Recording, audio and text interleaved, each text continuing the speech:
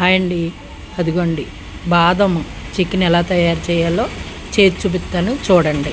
నేను ఏమేమి వేసానో క్లియర్గా చూపించాను, అవన్నీ చూడండి. చాలా టేస్టీగా అమోఘంగా ఉంటుంది కూర.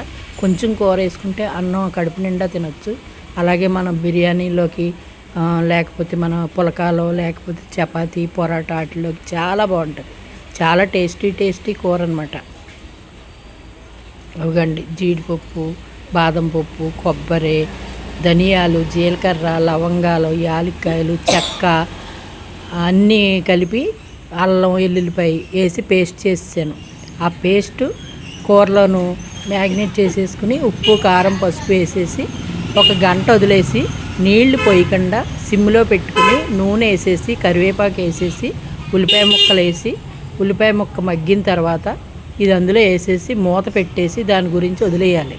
అప్పుడు చాలా నీట్గా దగ్గరగంట నూనె తేలిపోయి ఒక పావు గంట పైనే ఉడకాలి. చాలా బాగా వచ్చేస్తుంది అనమాట.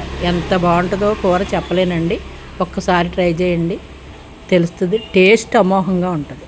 అదిగో అలా పెట్టినది ఉల్లిపాయ ముక్కలు మగ్గుతున్నాయి కదా, దాంట్లో వేసేయడమే. దీంట్లో వచ్చిన నీరే సరిపోద్ది. ఈ పేస్టుల్లో నుంచి వచ్చిన నీరు టేస్ట్ అంటే తీరదు. ఇంకా లొట్టలు వేసుకుంటా తినేస్తాం. ఒక అర కేజీ ఆ రకంగా వండానమాట. ఎప్పుడు ఒక రకంగా కాకుండానండి, అప్పుడప్పుడు ఇలాంటి చిన్న చిన్న మార్పులు చేసుకుని తింటే ఇంట్లో అందరూ కడుపు నిండా తింటారు. చక్కగా ఉంటుంది. ఆరోగ్యమైన కూర కూడా. ఆరోగ్యమైన ఎందుకంటున్నాను, జీడిపప్పు అన్నీ ఉన్నాయి కదా, బాదం పప్పు అదిని కూర రెడీ అయిపోద్ది అనమాట.